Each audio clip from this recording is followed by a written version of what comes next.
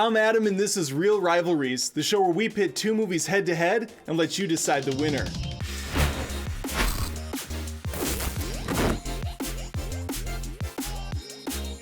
This week, two of arguably the greatest movie trilogies of all time do battle, as Star Wars goes head-to-head with Lord of the Rings. I'll briefly be covering the characters, the stories, the world building, and the assembly. There's a ton to cover here and a short amount of time to do it, so let's get started. Some of the most recognizable characters in film have come from these two properties. Star Wars has a massive catalog of heroes and villains of all shapes and sizes. We spend the bulk of the 3-episode adventure with Luke Skywalker, Princess Leia, Han Solo, Chewbacca, R2-D2, and C-3PO. Lord of the Rings is no slouch in the hero department either. There's a fellowship's worth of protagonists here. Frodo, Sam, Merry, Pippin, Gimli, Legolas, Aragorn, and Gandalf will journey across Middle-earth and straight into our hearts. The destination is obviously of utmost importance, but so is the journey and the friendships they make along the way. Obi-Wan Kenobi, Yoda, Lando Calrissian, Admiral Akbar, and of course those incorrigible little scamps, the Ewoks, all play pivotal roles in helping our heroes win the day. There are too many characters to list in Lord of the Rings, and many of them I will butcher, but I'll list a few anyways. Bilbo Baggins, Boromir, Lady Galadriel, Arwen, Elrond, Faramir. Even with all the great help, it still pales in comparison to the sheer breadth of the villains camp. Darth Vader needs no introduction, as he's one of the greatest antagonists in movie history. He and his master, simply known as the Emperor in the original films, would stop at nothing to spread the influence of the dark side and destroy anyone that opposed them. Certainly helps when you have a couple giant Death Stars at your disposal, and expendable stormtroopers willing to throw down their lives for the good of the Empire. And many of them do, too, as they can't hit a damn thing with their blasters. Sauron is the large threat in Lord of the Rings. The ruler of Mordor has his eyes set on a much bigger prize, all of Middle-earth. Since he can't do much more than blink and roast marshmallows in his current form, he enlists the help of all that will do his bidding. Trolls, goblins, dragons, even fallen kings. This army is massive and ever-growing, quite literally, as they can grow these nasty things like some sort of freakish Build-A-Bear out of mud and hate. Sauron even has the help of the White Wizard Saruman. Yeah, that's right, the author J.R.R. Tolkien decided to name his two main villains, Sauron and Saruman, to, I guess, confuse simpletons such as myself. He could have gone with Sauron and Bob, for instance. Not as much pageantry there, but I would have been able to, immediately know which is which. We can't forget the lovable tyke Gollum, aka Smeagol. He's essentially what Always Sunny in Philadelphia's Cricket is becoming over time. A shell of the Hobbit he once was, now alive by sheer will to get back to the ring. I mean, really, when you think about it, the ring itself is the main antagonist here. The representation of greed, power, and the folly of man. As incredible as both sets of characters are, Star Wars just seems to have a wider variety of unique humans, aliens, and robots. We'll go into this further in a later round. For now, Star Wars takes the win. Long ago, in a galaxy far, far away, George Lucas wrote a trilogy that would become a household staple from folks all around the world. When we meet Mark Hamill's Luke Skywalker, he's just your everyday, run-of-the-mill moisture farmer, enjoying his youth by heading into Tashi Station for power converters or bullseyeing womp rats in his T-16, much like you and I would do. That is, until a couple of mysterious droids with a secret message from Princess Leia get his attention. It's revealed that old Ben down the road is actually a Jedi Master named Obi-Wan, and shortly after, Luke realizes the Lars household should have invested in a fire extinguisher. Next thing Luke knows, he's wrapped up in a battle for the fate of the galaxy while training to be a Jedi himself. Eventually, he will come in contact with a smuggler named Han Solo, played by Harrison Ford. He and his best friend Chewie will partake in the rescue of Carrie Fisher's Leia in order to pay off the debt owed to the notorious Jabba the Hutt. The first film closes with the rebels defeating Darth Vader and blowing up the Empire's Death Star. Everyone's treated to a nice little ceremony where Chewbacca gets snubbed from receiving his own personal medallion. That wound's still fresh. Empire Strikes Back puts the audience right into the action on planet Hoth. Luke disarms a Wampa, sleeps inside a dead Tauntaun carcass, and downs a massive AT-AT. How was your weekend? The band breaks up for a bit as Luke makes his way to Dagobah to train with Master Yoda, while the rest head on up to Cloud City for a good meal of Double Cross. Han's friend Lando wasn't on the up and up when they arrived, but he does his best to make things right. Sometimes your best just isn't good enough. Han is frozen in carbonite, C-3PO gets dismantled, and Luke gets his ass handed to him by his dad, Darth Vader. I mean, technically he gets his hand handed to him after a lightsaber cuts through it like butter. The reveal that Vader was his father was insane, and would be parodied and incorrectly quoted for years to come. The Return of the Jedi concludes the gripping tale by mixing in some of the darker themes from Empire with a more light-hearted Care Bears aesthetic. The film starts a year later, where an elaborate and somewhat confusing rescue mission is underway to get Solo out of the clutches of Jabba the Hutt. Luke kills a Rancor. Han embarrasses Boba Fett, supposedly one of the greatest Mandalorian bounty hunters of all time. Just didn't see what was going on behind him. Got his backpack tripped up, his jetpack. Flew into a Sarlacc pit. While Slave Leia chokes out Jabba the Hutt, leading to some very strange fetishes moving forward. The Rebels learn of a second Death Star, now with S.H.I.E.L.D. DLC. Solo and company fight on planet Endor alongside their new Ewok friends to shut down the S.H.I.E.L.D. generator. Meanwhile, Luke is having the worst family reunion ever, and a massive battle is taking place all around them. Luke convinces Vader that perhaps being a deadbeat dad with the physical manifestation of cancer as your leader is not the best look. Vader sacrifices himself to save his son and ultimately the galaxy, and everyone lives happily ever after until Disney stopped by. Lord of the Rings is a much more complex beast, and far longer too, especially if you watch what I would consider mandatory extended editions. Director Peter Jackson takes the 1954 book and its sequels and brings them to life. Bilbo Baggins returns home to the Shire with quite a story to be told. One full of adventure, danger, and an interesting little object that has the power to bring down empires. A ring forged in the fires of Mount Doom in secret by Sauron himself. He was defeated in a great battle, but only in body. As long as the ring exists, so does he. Frodo's entrusted to keep the ring secret. Keep it safe. His best friend Samwise and fellow hobbits flee the Shire when they find out they're being hunted. This leads them to Aragorn and the Council of Elrond, where a fellowship is formed. The Fellowship disbands pretty quickly as temptation rears its ugly head, and by the sequel, the hobbits are on their own path from the rest of the party. Eventually, Gollum catches up with Frodo and Sam to help guide them to their death. Fortunately for Frodo, Sam is basically the best person ever and knows Gollum is up to no good. He started making trouble in their neighborhood.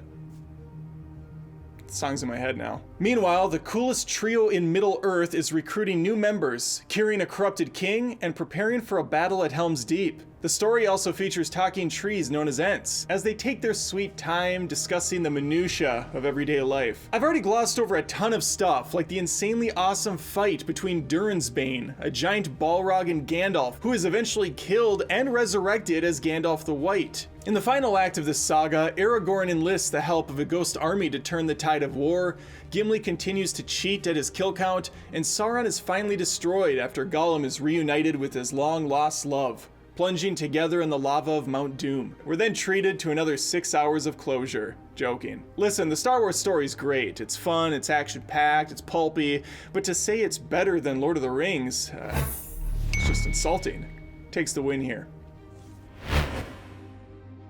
Star Wars and Lord of the Rings have seen success most properties can only dream of. Toy lines, board games, TV show spin-offs, prequel films, video games, a Christmas special. The list is tiresome. The focus here is just on the original trilogy films. There are many planets in the first trilogy with wild imagination put into each. Tatooine may be a bit played out now, but Luke's home will always hold a special place for fans' hearts. It's like if boring had a place to visit, the first stop would be Tatooine. It's a giant desert for the most part that's home to some moisture farmers, a sarlacc pit, and a crime lord's crappy palace located in the Dune Sea. Then there's the planet Hoth. As someone from Minnesota, this feels all too real. A snow-capped hurt locker that's only redeemable quality are those sweet, sweet tauntauns. Endor might be my favorite locale, with giant tree forts and huggable demon bears. The speed biker trails are a must if you visit. Cloud City features a nice, futuristic vibe, with one of the smoothest smugglers this side of Bespin.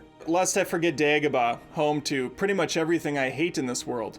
Snakes, swamp monsters, fever dreams, and I would assume plenty of insects. Its only saving grace is that the wisest Muppet ever lives there. The planets are only one aspect, of course, to what Star Wars has to offer. The ships, the weaponry, the alien races, the uniforms, the computer systems, the droids, the hairstyles, the Force. It was all so different and unique compared to everything else at the time. Lord of the Rings was working from a book series, so Jackson had the tough task of not only making visually appealing creations, but also pleasing the incredibly passionate fan base. For most, he crushed it. Middle-earth is perhaps not as varied as the many planets Lucas could take us to, but it still has plenty to offer. The mines are peppered with orgs, cave trolls, and dark ancient demons the further down you dig. The Shire is a much nicer place to visit, one you can actually stop by if you ever find yourself in New Zealand. The home of the Hobbit is second only to Rivendell in my eyes. A magical hidden land with lush waterfalls, gorgeous architecture, and those amazing elves, which unfortunately have to put up with Liv Tyler crying every scene she's in.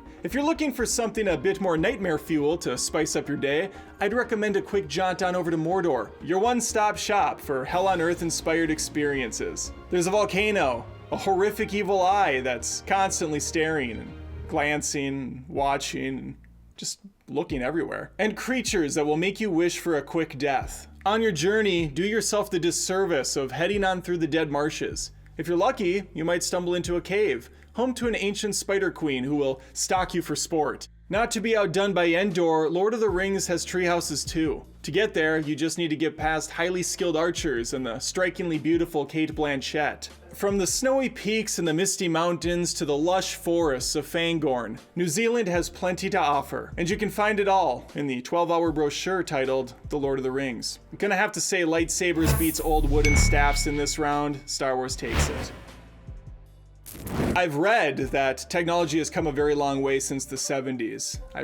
I would be lying if I said Star Wars isn't showing its age. The thing is, even with some of the dated effects and stiff action and spots, the characters and story really drive everything else. Richard Edlund, John Dykstra, and a talented visual effects team at Industrial Light and Magic went above and beyond to make this film work. The space combat featuring TIE fighters, X-Wings, Imperial Star Destroyers, the iconic Millennium Falcon, and a lot of explosions provided audiences with an experience never seen at such a scale. Yoda, Jabba, and many other creatures were fantastically detailed with impressive voice work and facial movements. Lucas uses the entire toolbox to make a series of films that feel connected. Stop motion, animatronics, puppeteering, modeling, matte paintings, and the old tried and true method of just shoving an actor into a tight-fitting costume until he passes out from exhaustion. I mean, this stuff happened. We had sets getting destroyed by storms, actors were passing out from dehydration, the studio had zero faith in the production,